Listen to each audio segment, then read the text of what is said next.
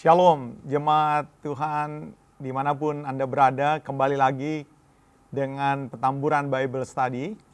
Dan hari ini secara khusus, saudara-saudara, kita akan membahas satu tema yang pasti cukup menarik, berkaitan dengan hal-hal yang kita lakukan saat-saat ini, yaitu membahas tentang ibadah secara virtual, ya, ibadah online. Bukan saja kita anak-anak kita belajar secara online, kita juga mengikuti ibadah secara online. Nah, secara khusus tema malam hari ini kita akan membahas satu tema dengan judul ibadah online versus ibadah onsite, ya, dampak dan bagaimana menyingkapinya.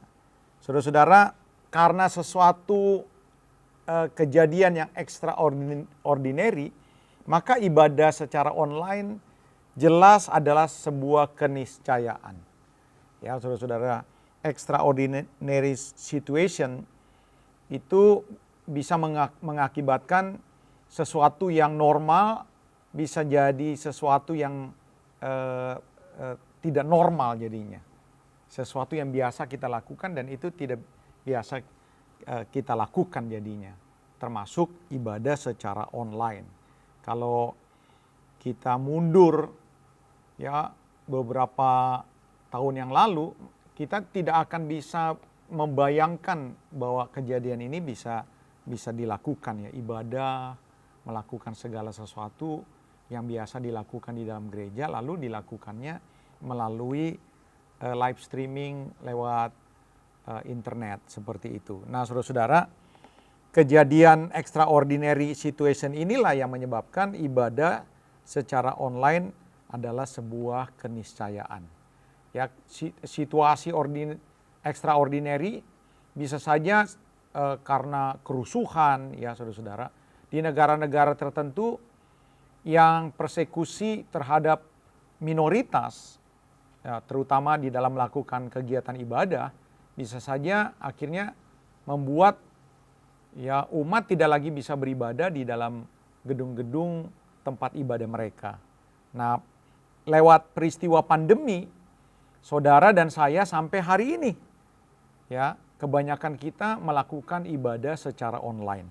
Nah, hari ini saudara-saudara, secara khusus kita akan membahas apa dampak positif dan dampak negatifnya ketika umat melakukan ibadah secara virtual lewat media-media, ya, internet dengan sarana YouTube atau aplikasi-aplikasi meeting, ya, apa dampak positifnya dan apa dampak negatifnya. Saya percaya saudara-saudara, dua sisi ini akan ditemukan, ya, di dalam ibadah secara online ini.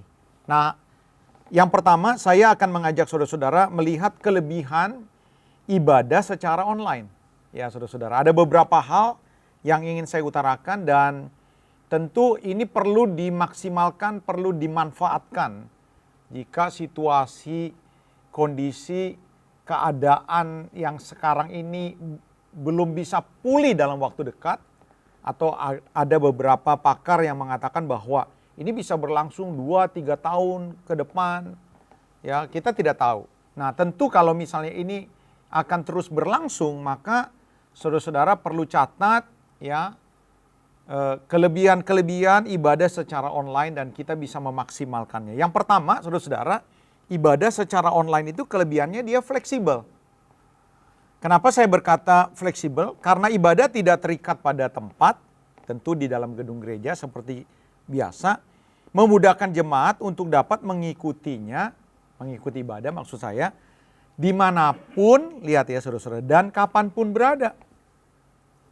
Untuk beberapa jemaat yang berhalangan misalnya karena waktu yang sama dengan acara tertentu yang dianggap penting, tetap dapat mengikuti ibadah walaupun ibadah itu tunda.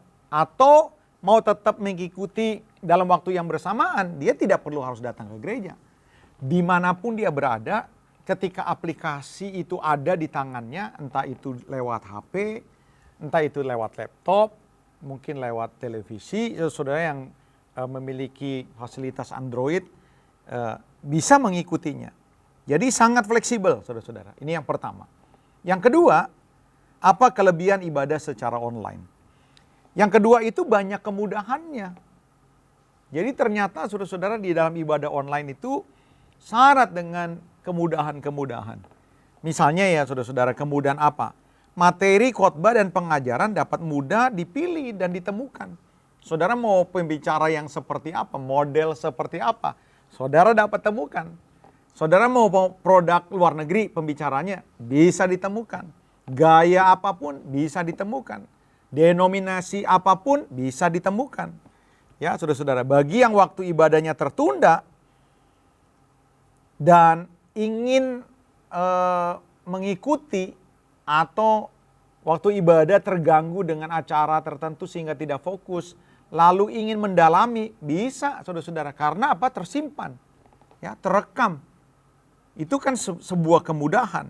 Lalu apalagi saudara-saudara, mudah untuk mengadakan meeting dengan tim, dengan staff. Beda dengan ibadah ketika ini dilakukan on-site ya, di gedung gereja.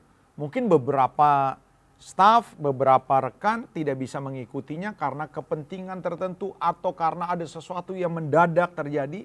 Tapi dengan sarana online seperti ini, dimanapun kita bisa mengikutinya.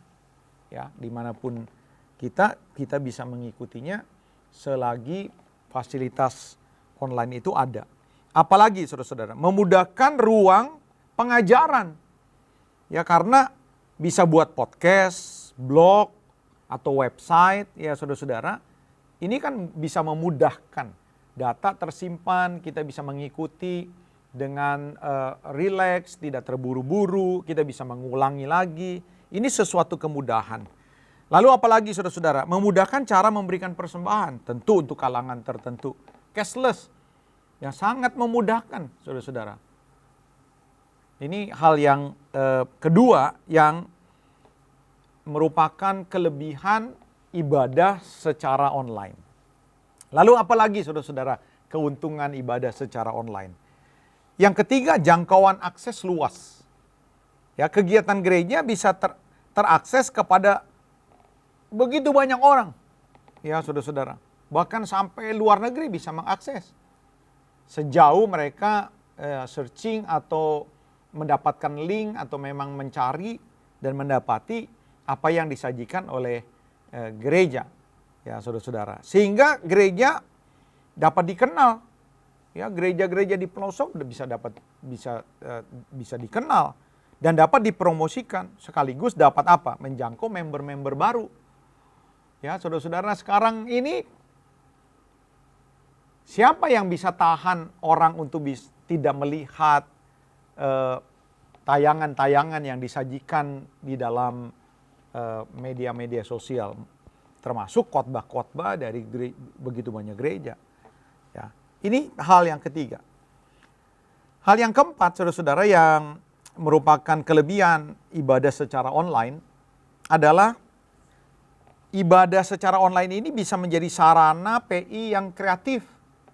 Fasilitas internet itu bisa merupakan sarana penjangkauan jiwa-jiwa dengan kreatif. Kecanggihan teknologi untuk menciptakan pemberitaan Injil yang menjangkau jiwa-jiwa yang terhilang akan sangat efektif dan efisien. Ya, selain cakupannya sampai ke ujung bumi, seluruh dunia. Ya saudara-saudara, ini merupakan penggenapan dari apa? Dari panggilan Tuhan dan nubuatan. Bahwa Injil Kerajaan Sorga akan diberitakan sampai ke ujung bumi. Saudara-saudara, 30-40 tahun yang lalu, mungkin kita tidak pernah berpikir ke arah sini. Orang harus diutus jauh, ya sampai ke ujung-ujung bumi. Sekarang saudara-saudara, dipermudah dengan fasilitas online, orang bisa memberitakan Injil sampai ke ujung-ujung bumi. Pada saat yang sama saudara-saudara, ya apa yang saya sampaikan bisa diakses sampai ke Tibet, sampai ke New Zealand, sampai Afrika Selatan, bahkan sampai ke Rusia, saudara-saudara, negara-negara yang jauh. Inilah kemudahan ibadah proklaim secara online ya saudara-saudara. Tetapi bukan cuma itu saja, metode dan cara penyampaian materi penginjilan akan sangat beragam dan inovatif.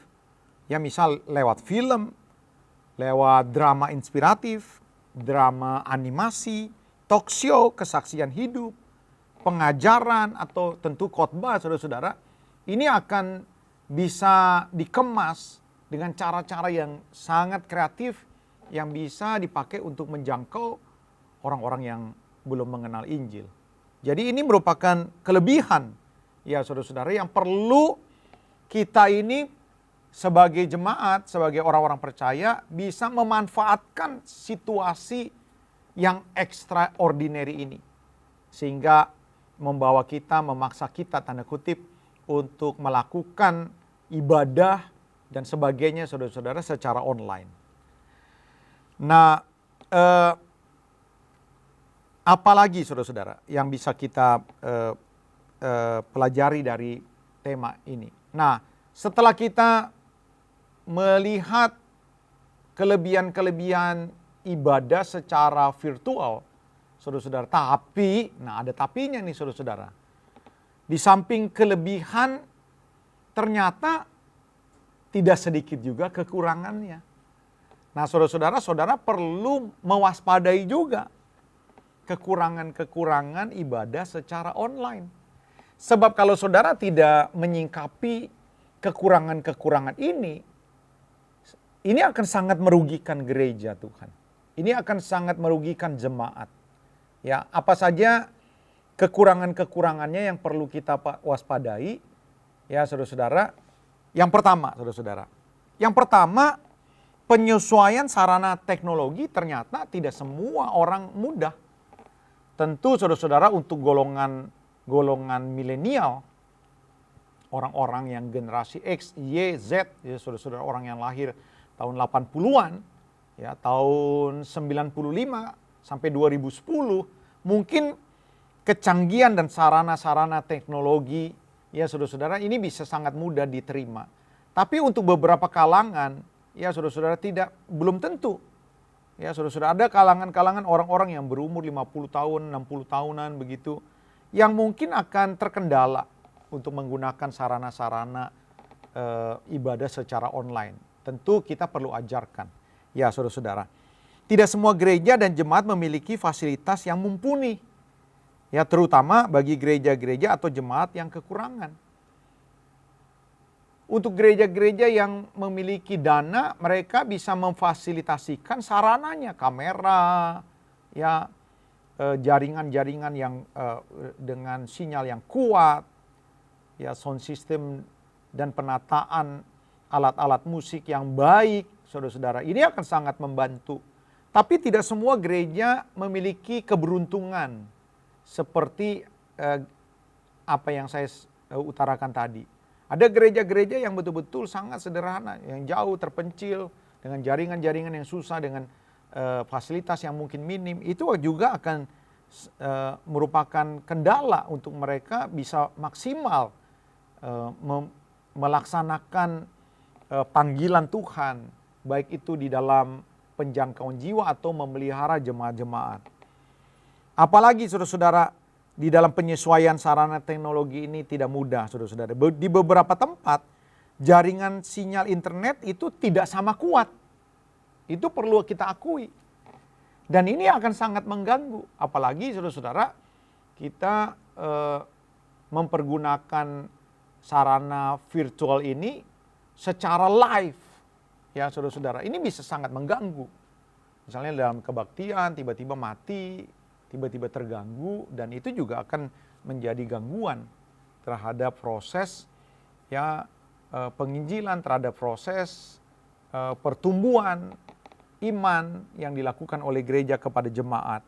Dan jangan lupa saudara-saudara, untuk ibadah secara virtual kan membutuhkan kuota. Dan kuota ini di Indonesia ini belum gratis. Ya saudara-saudara, belum gratis. Jadi artinya ya perlu ada uang untuk mengikuti ibadah. Karena apa? Karena harus ada kuota. Dalam satu keluarga yang anak-anaknya sekolah dan membutuhkan kuota untuk belajar secara online, tentu akan menambah biaya, ya, pengeluaran. Belum lagi pengeluaran-pengeluaran yang lain di masa-masa sulit ini, tentu hal ini perlu diperhitungkan. Nah, ini merupakan kekurangan yang perlu diwaspadai, saudara-saudara. Apalagi kekurangan ibadah secara online. Saudara-saudara, yang kedua, penjiwaan. Kalau saya pakai kata serapan dari bahasa, nggak tahu mungkin bahasa Arab, lihat ya, penjiwaan atau kekusyukan itu berkurang. Harus dengan jujur kita akui bahwa beribadah secara virtual itu penjiwaan atau kekusyukan beribadah itu berkurang. Nah, kalau penjiwaan kekusyukan berkurang, ini akan mempengaruhi suasana kebatinan dan pertumbuhan rohani jemaat. Ya saudara-saudara, dan ini merupakan kekurangan yang harus diwaspadai. Beberapa hal yang saya bisa sharingkan kepada saudara-saudara, bagaimana kekusyukan berkurang di dalam ibadah secara online. Ini misalnya ya saudara-saudara, pelayan mimbar seperti WL atau singer, itu sangat mungkin terpengaruh suasana yang berbeda ketika mereka melayani ibadah lewat streaming dibanding melayani secara langsung. Ya saudara-saudara, ada jemaatnya, ya udah latihan musik seperti itu dipersiapkan, tapi dia harus melayani, memimpin pujian, ya saudara-saudara, memimpin penyembahan dengan rekaman misalnya, saudara-saudara, atau tidak ada jemaatnya. Dia harus berhadapan dengan kamera yang mungkin letaknya 2 meter, 3 meter, atau 4 meter, yang dia harus fokus kepada titik lensa kamera. Itu pasti mempengaruhi, ya, secara psikologis mempengaruhi di dalam dia membawakan lagu-lagu pujian dan penyembahan. Kalau WL dan singersnya saja bisa terpengaruh, apalagi waktunya tidak sepanjang ketika mereka melakukan ibadah di dalam gereja. Ya saudara-saudara, tentu waktu yang sangat ketat ditambah dengan suasana yang beda, ini secara psikologis ya saudara-saudara, ini mempengaruhi WL dan singer. Nah, ketika pemimpin pujian dan singer yang dalam tanda kutip terpengaruh, ada pengaruh yang sehingga penjiwaan berkurang. Dan tentu saudara-saudara, ini akan mempengaruhi jemaat di rumah. Ya saudara-saudara, pasti secara live aja kita bisa melihat bagaimana ini WL sungguh-sungguh, betul-betul mantap, betul-betul penjiwaannya dapat, pengurapannya kuat. Ya, itu saja belum tentu bisa dirasakan oleh jemaat ketika ibadah secara langsung di dalam gereja. Apalagi jemaat saudara-saudara lihatnya di sarana media seperti TV ya, atau laptop, atau yang lebih kecil lagi, dan itu pasti sangat mempengaruhi. Jelas kekusyukan itu bisa saja berkurang. Apalagi saudara-saudara, ibadah secara online ini kekusyukan bisa berkurang. Ingat ya, suasana rumah itu berbeda dibanding di dalam gedung gereja. Gedung gereja itu dikhususkan saudara-saudara. Beberapa gedung gereja sangat-sangat baik. Ya, alat peredamnya, akustiknya, saudara-saudara, di gereja itu sangat baik. Ada ornamen, atribut-atribut yang mendukung, ada song leader, dan terutama saudara-saudara ada siapa? Ada jemaat-jemaat yang lain yang juga ikut turut memberikan dorongan, saling mendorong, saling mempengaruhi. Nah, di rumah tidak ada saudara-saudara. Beberapa orang di rumah ada yang berdua, ada yang sendiri. Dan sementara menaikkan pujian penyembahan, tiba-tiba ada motor keras, ada ondel-ondel lewat lagi berisik di situ untuk beberapa jemaat-jemaat yang tinggal di perkampungan, dan itu sangat mempengaruhi. Dan beberapa jemaat yang mempunyai rumah yang agak besar, ruangan yang memadai, sound system yang memadai, itu mungkin bisa sedikit membantu.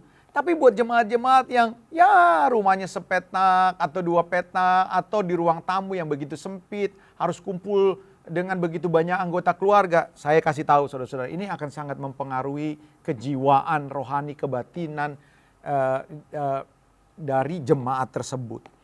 Lalu saudara-saudara, apalagi yang membuat ibadah secara online ini mengalami ada kekurangan dan membuat kekusukan berkurang. Lihat ya, tidak adanya yang memberi instruksinya secara langsung, ya, tatap muka seperti di gereja, menyebabkan jemaat tidak merasa perlu duduk, bersikap, berespon sama seperti ketika mereka berada di dalam gereja. Lebih-lebih di dalam keluarga yang tidak secara ketat, ya saudara-saudara, memberi arahan atau memimpin anggota keluarganya untuk mengikuti ibadah dengan serius. Saya tidak tahu apakah saudara termasuk orang tua, ya saudara-saudara,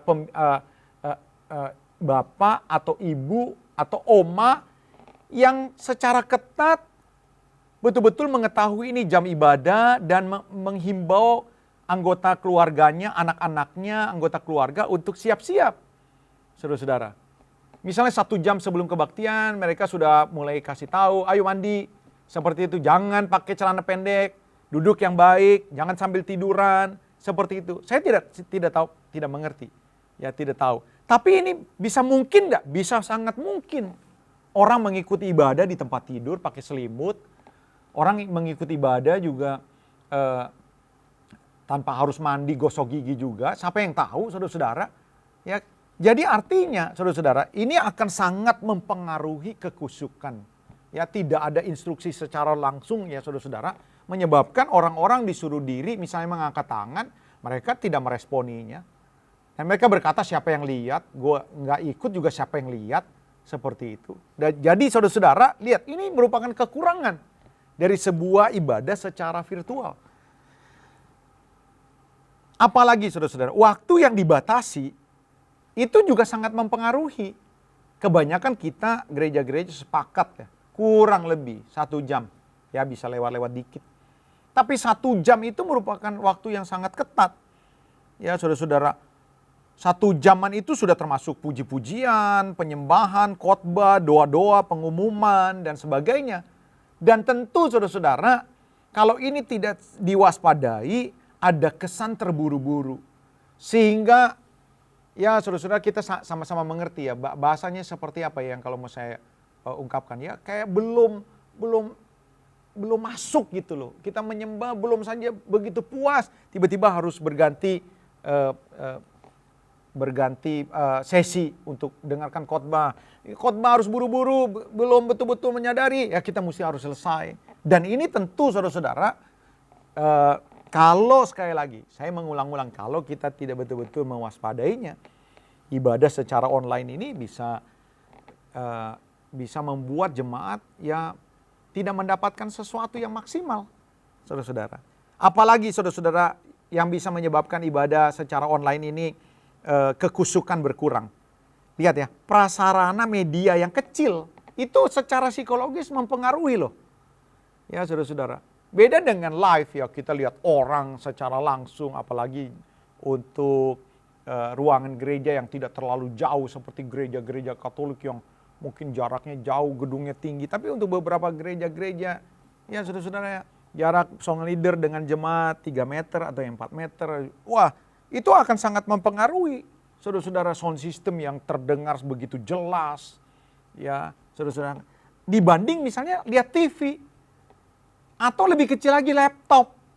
Atau lebih kecil lagi HP. Saudara-saudara, mari kita dengan jujur, itu akan sangat juga mempengaruhi psikologi seseorang di dalam mengikuti sebuah ibadah. Ini kekurangan yang kedua. Saya masuk kekurangan yang ketiga. Kekurangan yang ketiga, saudara-saudara, instruksi bisa tidak maksimal. Instruksi dari siapa? Ya tentu dari song leader. Dari siapa lagi? Dari ya pengkhotbah. Ya biasanya kan ada challenge, ya altar call atau ya tantangan untuk meresponi jemaat, meresponi khotbah. Dalam memberikan instruksi baik dari pemimpin pujian, waktu mengajak jemaat untuk bertepuk tangan, berdiri, bersorak, melambaikan tangan, menari, atau dari pengkhotbah waktu menantang jemaat untuk meresponi khotbahnya, ya untuk menerima lawatan Tuhan, bisa nih ya saudara-saudara, bisa dan sangat mungkin bisa tidak maksimal dibanding ketika mereka berada di dalam gedung gereja. Sekali lagi ya saudara-saudara, hal-hal yang saya utarakan tadi di depan, itu secara psikologi ya saudara-saudara, akan mempengaruhi ini. Sehingga orang tidak merasa perlu harus mengikuti instruksi. Ayo bangkit berdiri, belum tentu semua bangkit berdiri. Ayo kita angkat tangan, ayo kita menari, melompat, belum tentu, saudara-saudara. Belum tentu. Saya tidak mengatakan tidak ada ya saudara-saudara. Saya tidak mengatakan tidak ada, tapi belum tentu. Apalagi saudara-saudara di challenge untuk terima tantangan untuk beberapa pengkhotbah yang punya karunia yang kuat, terutama di dalam menantang jemaat untuk meresponi firman, itu tidak begitu berkendala. Tapi tidak semua pengkhotbah pembicara memiliki kekuatan ya di dalam melakukan hal ini. Ini merupakan sebuah kekurangan yang perlu diwaspadai. Yang keempat, apa saudara-saudara kekurangan di dalam ibadah secara virtual?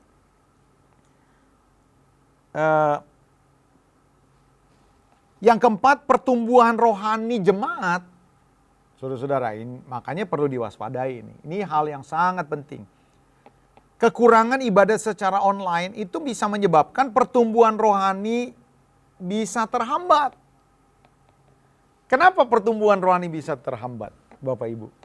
Tadi kan saya udah kasih tahu, saudara-saudara, kekurangannya. Ini bisa mempengaruhi respon, ini bisa mempengaruhi orang untuk tidak mengikuti tantangan yang diberikan oleh pembicara, ya suasana rumah yang berbeda, suasana kebatinan yang berbeda, itu akan sangat mempengaruhi respon orang untuk mengikuti ibadah. Kalau orang udah nggak begitu menjiwai, bagaimana dia bisa bertumbuh? Bagaimana dia bisa meresapi apa yang Tuhan maksudkan? Bagaimana dia bisa siap menerima lawatan Tuhan? Saya tidak mengatakan bahwa ibadah online ini tidak akan bisa dilawat Tuhan. Oh salah benar, salah sekali. Saudara-saudara, Tuhan sanggup melakukan perkara yang hebat bahkan ketika kita beribadah secara online. Ya saudara-saudara, tapi mengingat begitu banyak ranjau-ranjau kekurangan orang yang menghambat orang-orang untuk ibadah secara serius dengan khusyuk, itu bisa menyebabkan juga pertumbuhan rohani bisa terhambat. Dan apalagi saudara-saudara, ini mudahnya mengakses khotbah. Mudah enggak cari pengkhotbah, cari bahan khotbah di situasi sekarang ini dengan media sosial, taruhlah YouTube, saudara, gampang.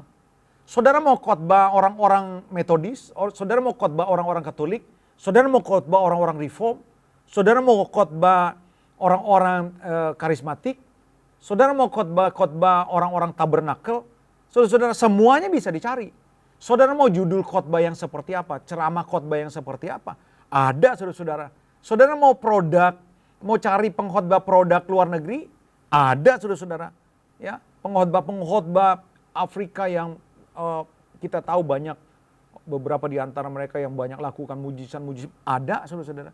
Jadi artinya mengakses khotbah, ceramah, seminar dari hampir semua pembicara, pengkhotbah lewat postingan yang sudah di-upload di media sosial, ya atau lewat live streaming, itu mudah. Nah, kemudahan ini bisa menyebabkan jemaat mendapat pengajaran yang bisa saja memiliki pandangan dan penafsiran yang berbeda-beda antara satu pembicara dengan pembicara lainnya. Itu sangat mungkin. Sangat mungkin. Dengan tema yang sama, saudara-saudara, itu bisa banyak pendapat. Ya, apalagi kita berhadapan dengan doktrin-doktrin yang sangat penting. Ketika kita diajarkan tentang Tritunggal, saudara-saudara, maka ada begitu banyak pandangan tentang Tritunggal. Ketika kita diajarkan bagaimana kita menyembah di dalam roh, baptisan Roh Kudus, begitu banyak tafsiran tentang ini. Nah, kalau saudara tidak berhati-hati dengan kemudahan yang disajikan oleh media sosial, dengar nih saudara-saudara, akan bisa terjadi kebingungan teologi di antara jemaat.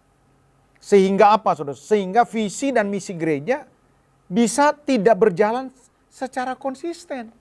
Bagaimana dia bisa menjalankan visi gembala di mana dia berjemaat kalau dia akhirnya mulai membanding-bandingkan, ini gembala gue kayaknya salah nih, soalnya gue dengar di sini, kalau saya dengar di sini,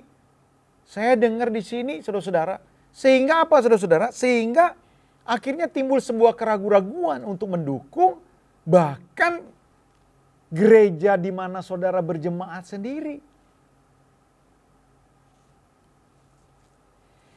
Hal ini juga karena tidak ada mentor dan pembina rohani yang tetap mengawal pertumbuhan iman saudara. Apalagi di situasi di mana orang harus mengadakan social distance. Sehingga semua dilakukan secara virtual. Tentu termasuk pengembalaan.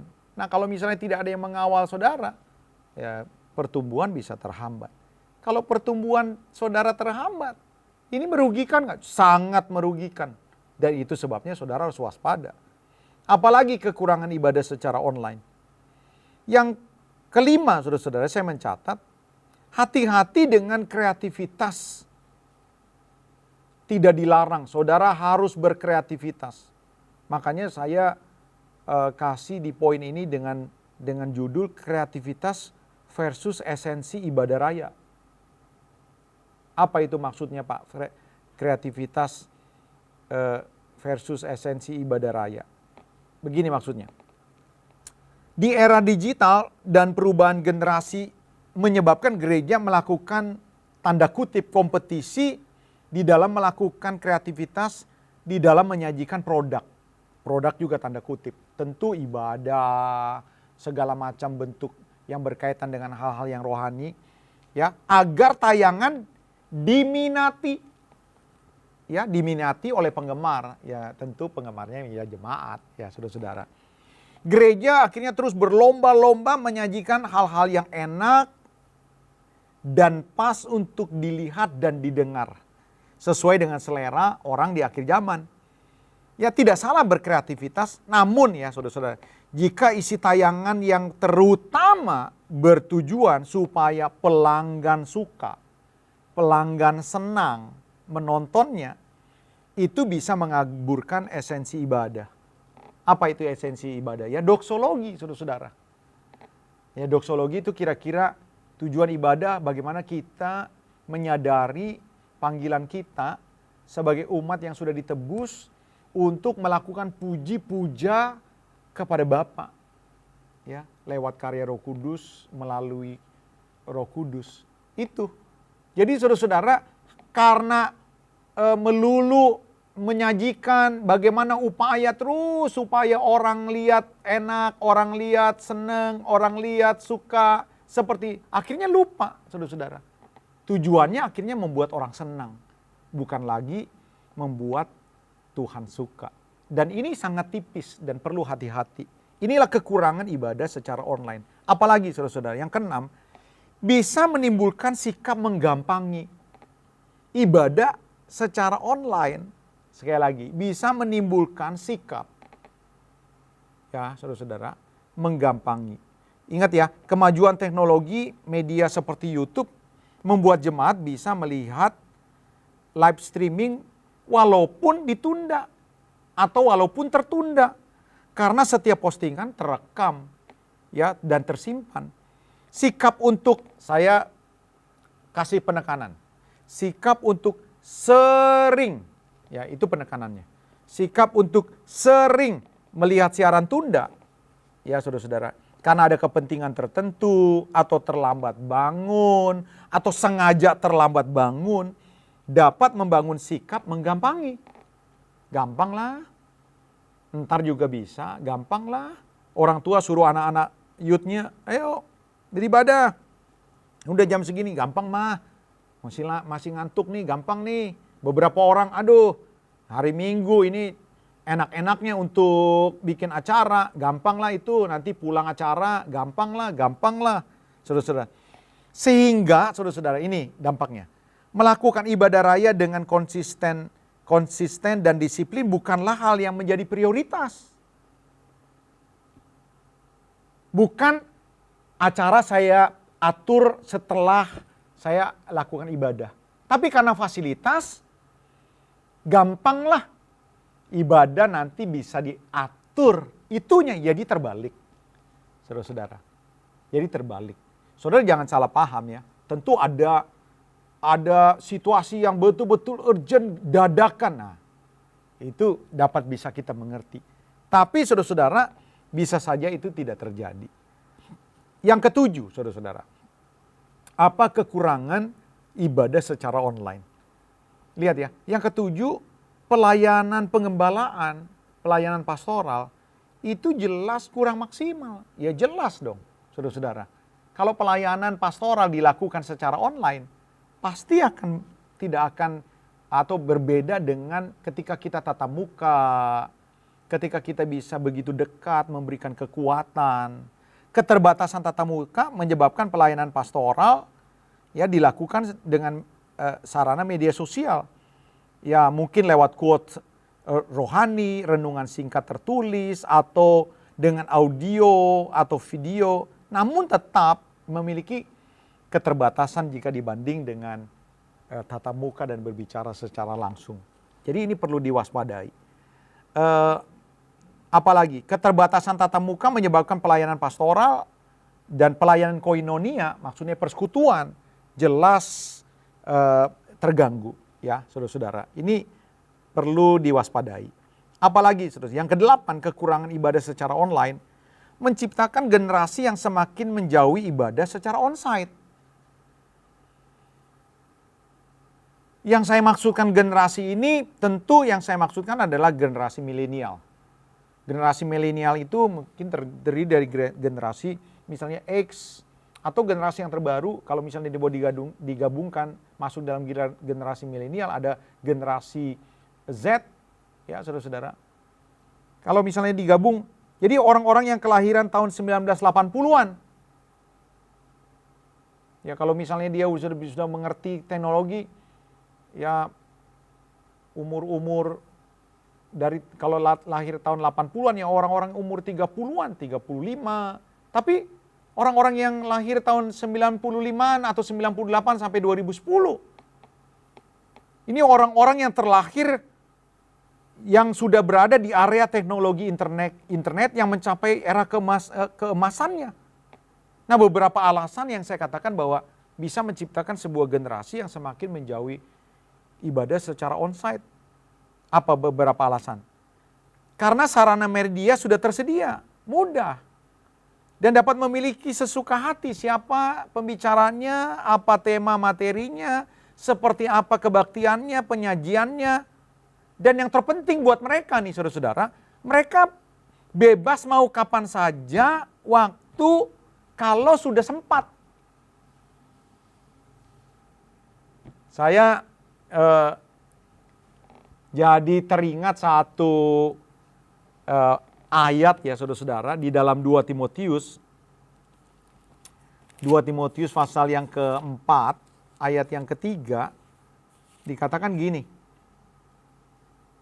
Karena akan datang waktunya orang tidak dapat lagi menerima ajaran sehat, tetapi mereka akan mengumpulkan guru-guru menurut kehendaknya untuk memuaskan telinganya. Jadi saudara-saudara lihat, kecanggihan teknologi menyebabkan ketika mereka akhirnya udah searching di sini, udah searching di sana, udah lihat, ya gampang lah udah. Udah gak usah kebaktian, repot-repot lah, capek lah, harus mandi lagi, harus ini lagi. Udah lewat ibadah, di online juga udah bisa.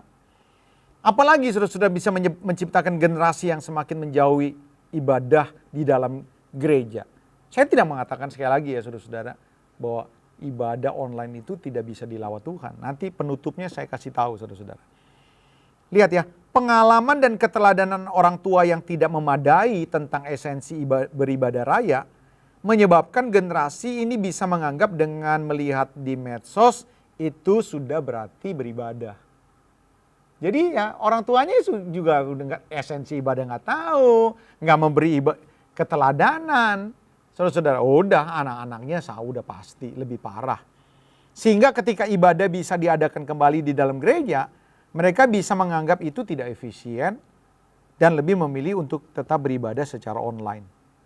Ya, padahal saudara-saudara ingat nih, ibadah secara online begitu banyak ranjau, tanda kutip, yang dapat mengalihkan jemaat akan esensi ibadah raya yang sesungguhnya. Itu kekurangannya, saudara-saudara. Nah, saya masuk di bagian yang terakhir. Apa itu di bagian yang terakhir? Dapatkah kita mengalami esensi ibadah, lawatan Tuhan melalui ibadah secara online? Ya, saudara-saudara. Dapat nggak ya? Tadi saudara sudah dengar tuh, begitu banyak ranjau-ranjau kekurangan-kekurangan ibadah. Tapi dapat nggak akhirnya? Lalu gimana? Kita menghadapi satu dilema dong. Ya betul, memang kita menghadapi satu dilema. Tapi saya mau katakan kepada saudara-saudara, apa jawabannya? Jawabannya ya. Apakah kita dapat mengikuti atau mendapatkan esensi ibadah walaupun dengan ibadah secara online? Iya, kenapa tidak? Kalau nanti ini di penutupnya, ya, bagaimana kita menyingkapinya? Tapi tentunya bisa tidak. Kenapa saudara? Tadi saudara sudah tahu kekurangan ranjau-ranjaunya. Nah, begitu banyak orang bisa kehilangan esensi di dalam beribadah. Ya tadi apalagi kita berbicara tentang penjiwaan, kekusyukan, gangguannya begitu banyak. Tapi bisa iya, saudara-saudara jangan takut. Saudara beribadah secara online, saudara bisa betul-betul dilawat Tuhan, bisa betul-betul menyukakan Tuhan. Kalau saudara lakukan beberapa hal yang saya sampaikan di bagian penutup ini. Ingat ya, beberapa hal yang melandasi jemaat dapat mengalami esensi ibadah secara online dan dapat dilawat Tuhan. Yang pertama, kalau saudara memahami esensi ibadahnya. Jangan-jangan saudara nggak tahu esensi ibadah apa ya Pak? Saya kasih tahu ya saudara-saudara. Nih ya, esensi ibadah nih kalau disimpulkan begini. Tindakan, ini esensi ibadah nih, ibadah raya. Tindakan membangun hubungan yang intim dengan siapa? Dengan Bapa lewat penebusan Kristus di dalam kuasa Roh Kudus. Jadi tindakan membangun hubungan kepada Allah ya saudara-saudara yang melayakkan kita bukan saja untuk dapat perkenanan bisa datang. Jadi esensi ibadah itu tindakan membangun hubungan. Jadi Tuhan melayakkan kita untuk bisa datang. Lihat ya, menghampirinya bukan cuma bisa datang. Kita bisa mengenal pribadi dan kehendaknya. Bukan cuma itu, tapi juga saudara-saudara lihat ya. Dalam ibadah itu kita juga memberi puji-puja dan mempersembahkan hidup yang terus-menerus diubahkan sehingga tidak seperti apa yang dunia kehendaki, tapi seperti Kristus dalam seluruh area hidup. Jadi ternyata ada dua sayap kalau memahami esensi ibadah. Ya dari apa yang saya utarakan. Jadi sekali lagi ya, sebelum saya kasih tahu dua sayap itu apa, saya ulangi sekali lagi. Jadi esensi ibadah itu tindakan membangun hubungan yang intim dengan Bapa lewat penebusan Kristus dalam kuasa Roh Kudus yang melayakkan kita bukan saja dapat perkenanan untuk datang ya, mengenal pribadi dan kehendaknya, tapi juga memberi puji dan puja dan mempersembahkan hidup yang terus-menerus diubahkan sehingga tidak seperti apa yang dunia kehendaki, tapi seperti Kristus dalam seluruh area hidup. Nah, akhirnya saudara-saudara kita dapat dua sayap nih esensi ibadah. Yang pertama, sayap yang pertama adalah panggilan melaksanakan doksologi di dalam ibadah. Tadi saya sudah utarakan sedikit di depan. Ya, saudara-saudara, menaikkan puji, puja, syukur, hormat kepada apa? Kepada Bapa yang telah menebus. Itu esensi ibadah. Saudara dipanggil untuk ibadah, untuk melakukan ini. Tentu saudara-saudara, tempat yang cocok saudara-saudara, yang kondusif ya di dalam ibadah raya. Kalau ibadah raya tidak ada, ya kita lakukan di rumah. Tentu tetap terhubung dengan pusat. Dan lakukan ini puji-puja. Tapi yang benar, sungguh-sungguh. Sayap yang kedua, saudara-saudara, apa? Membangun keintiman dan melakukan kehendaknya dalam seluruh area hidup. Jadi ibadah itu esensinya, satu puji-puja, satu hidup benar. Itu esensi ibadah. Dua sayapnya. Satu puji-puja, doksologi, ya, beribadah raya. Satu memberikan hidup yang berkenan. Jadi saudara-saudara, tidak otomatis orang yang melakukan ibadah raya, baik itu di gereja atau di rumah secara online, itu otomatis saudara-saudara sudah beribadah kalau dia nggak benar. Utang nggak bayar, ya saudara-saudara, selingkuh, nipu, gebugin orang, tahan haknya, pekerja, tidak adil. Saudara, kita tidak melakukan ibadah seperti itu. Inilah yang dikatakan di dalam Roma pasal yang ke-12. Ya, Roma 12 ayat 1 dan 2, ibadah yang sejati mempersembahkan hidup kita. Ya, saudara-saudara. Lalu salah satunya apa, saudara-saudara? Ya, hidup yang berubah, tidak sama dengan dunia ini. Jadi, saudara-saudara, ibadah secara onsite maupun online harus dibarengi dengan apa, saudara-saudara? Kehidupan yang berkenan di dalam setiap area hidup kita. Itu. Makanya saudara-saudara, sangat penting untuk menjaga hidup kita benar dan tentu panggilan untuk berhimpun di dalam sebuah ibadah, di dalam gereja, baik itu on-site maupun online. Ini, bagaimana kita bisa mendapatkan lawatan Tuhan walaupun gereja di rumah, saudara-saudara, saudara harus memahami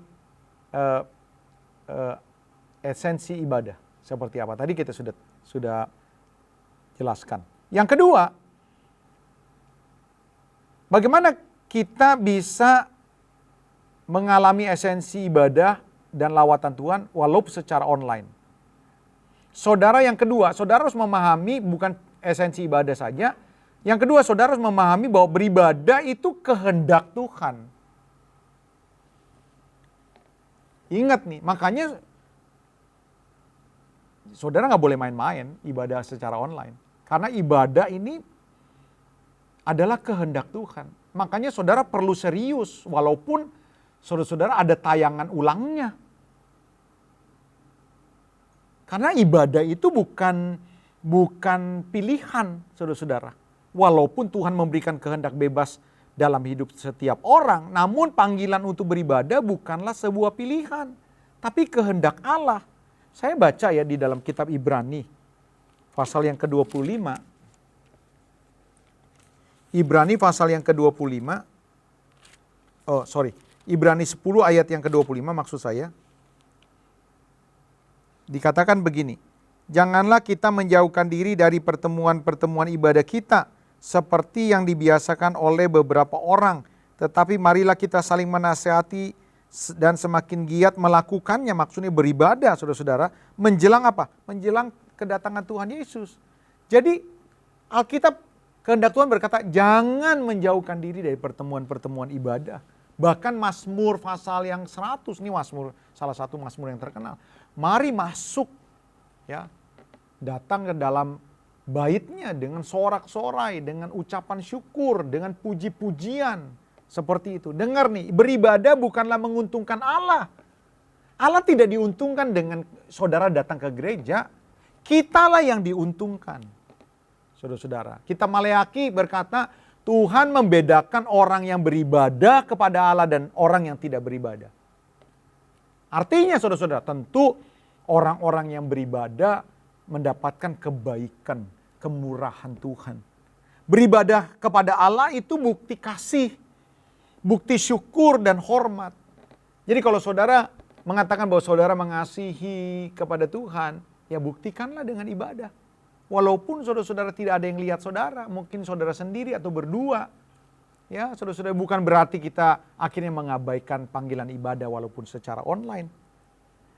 Yang ketiga, saudara-saudara, bagaimana kita bisa tetap dapat esensi ibadah dan dapat lawatan Tuhan walaupun ibadah secara online. Dengar nih, saudara harus beribadah dengan kesungguhan hati. Kenapa saya tekankan ini? Saudara dengar ya, ibadah secara online itu saringan ujian buat kesungguhan hati. Hati yang sungguh-sungguh itu menjadi kunci perkenanan akan esensi dan lawatan Allah. Walaupun tempat ibadah itu perlu, tapi yang terpenting di mata Allah adalah keseriusan hati. Allah hanya berkenan menyatakan kasih dan kuasanya, lawatannya kepada pribadi-pribadi yang haus dan lapar. Saudara-saudara. Dan ternyata, saudara-saudara, di dalam ibadah secara online, keseriusan dan kesungguhan hati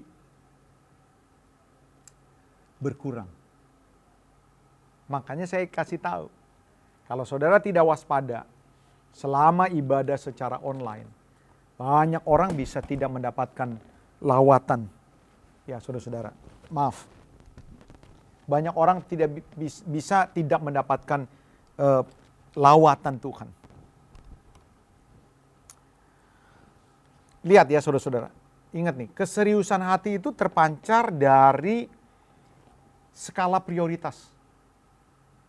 Jadi kalau saudara mau ngecek nih, apakah Tuhan melawat saya, apakah ibadah saya berkenan atau enggak, cek kesungguhan hati saudara. Kalau saudara sungguh-sungguh, itu bisa dilihat. Tuhan bisa lihat saudara. Ya saudara-saudara. Dan kalau saudara betul-betul sungguh-sungguh, saudara dilawat Tuhan. Ibadah saudara berkenan. Nah untuk ngeceknya, lihat keseriusan hati saudara, lihat dari skala prioritas. Apakah jemaat memberikan waktu yang khusus, yang terhormat bagi ibadah secara virtual atau online? Tidak, nantilah. Kalau sempatlah, gampanglah, bisa lihat ulangannya. Nanti masih ngantuk. Gue lagi acara nih, kebetulan lagi meeting, kebetulan lagi reuni. Ya online kan bisa diulang. Saudara, itu bisa dinilai Tuhan. Apakah saudara betul-betul, walaupun secara online, saudara menyiapkan waktu, bahwa waktu itu khusus untuk Tuhan. Yang lain, saudara-saudara, itu bisa nanti diatur. Itu bisa terlihat. Kesungguhan, keseriusan kita. Keseriusan itu terpancar dari tindakan. Jadi saudara bisa dilihat tuh. Di rumah saudara nih waktu ibadah. Cek ya tindakan-tindakan saudara. Itu bisa mengukur kesungguhan hati dan keseriusan saudara. Apa? Apakah jemaat mengabaikan instruksi pemimpin ibadah atau pengkhotbah? Apakah saudara disuruh angkat tangan gak mau? Ya kan Pak, gak ada yang lihat. Ya itu urusan apakah saudara mau respon atau enggak. Saya tidak mengatakan saudara harus jingkrak-jingkrak. Nah, beda juga memang. Tapi apakah saudara betul-betul tidak mengikuti sedikit pun instruksi dari pemimpin pujian? Apakah saudara agak kurang sopan? Sambil makan kacang. Sebentar-sebentar saudara lihat chattingan, lalu balas chattingan. Ya, bolak-balik ke kamar kecil, sebentar jalan keluar, masuk, jalan sana, jalan sini. Saudara pakai celana pendek.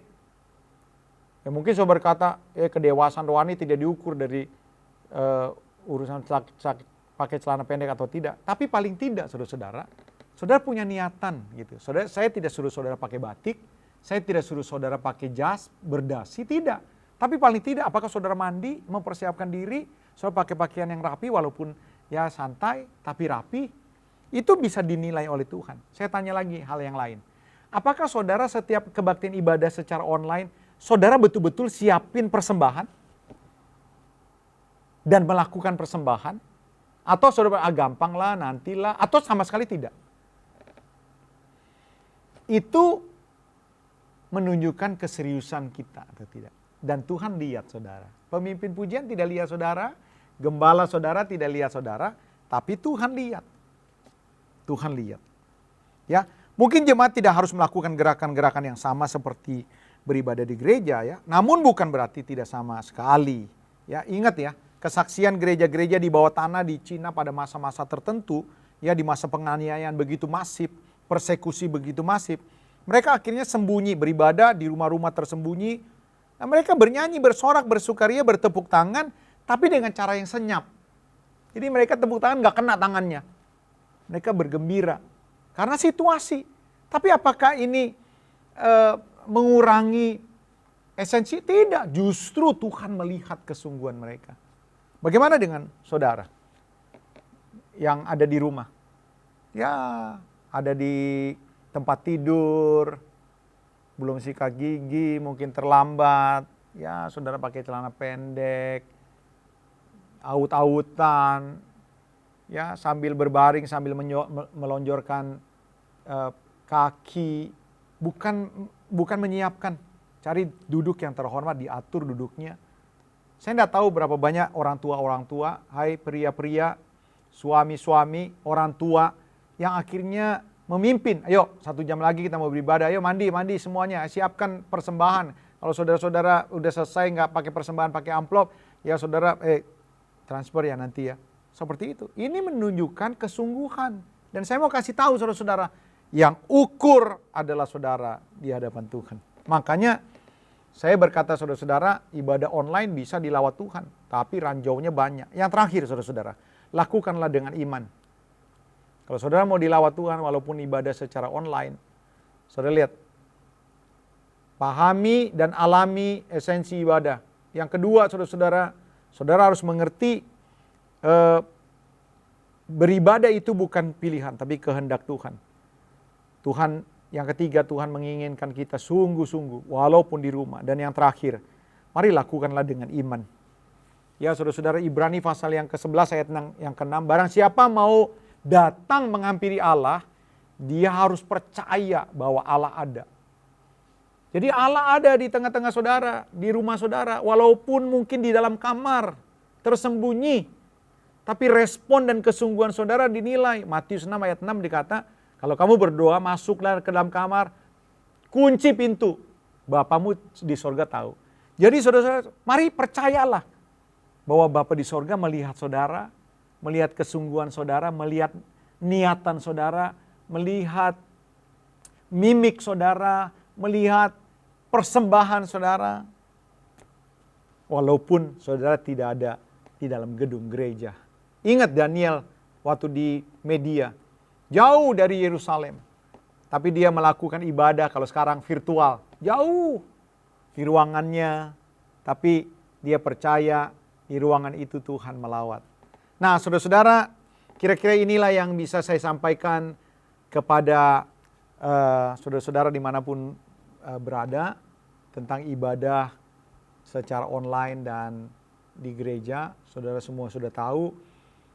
Mari responi, ambil sesuatu yang baik ya di masa-masa yang sulit ini.